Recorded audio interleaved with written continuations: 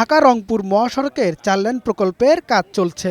গাইবান্ধার গোবিন্দগঞ্জ থেকে পলাশবাড়ী পর্যন্ত ৩০ কিলোমিটার সড়ক সম্প্রসারণের কাজের ব্যয় ধরা হয়েছে ৯৭০ কোটি টাকা। তবে ঠিকাদারি প্রতিষ্ঠানের বিরুদ্ধে নিম্নমানের নির্মাণ সামগ্রী ব্যবহারের অভিযোগ উঠেছে। স্থানীয়দের দাবি, কাদামাটিযুক্ত নিম্নমানের বালু দিয়ে রোড ডিভাইডারের ব্লক স্থাপন করায় মহাসড়কের বকচর, মোগলটুলি সহ বেশ কিছু অংশে দেখা দিয়েছে ফাটল। 2 থেকে 2.5 ঘন্টার মধ্যে কংক্রিট হওয়ার কথা, সেটা কিন্তু 14 ঘন্টায় কংক্রিট হয়নি। খুব নিম্নমানের বালু, এটি বিট বালু বলা যায় না, একেবারে দোআঁশ মাটি বা বালু মাটি বলতে পারি।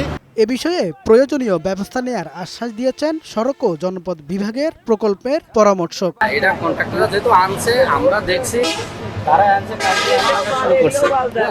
এখন যেহেতু দেখা হয়েছে, এটাকে আবার সংস্কার করা হবে। টেকসই কাজের মাধ্যমে মহাসড়কে কাজ করতে প্রশাসন তদারকি করবে, এমনটাই প্রত্যাশা স্থানীয়দের। কামাল উদ্দিন, বৈশাখী সংবাদ।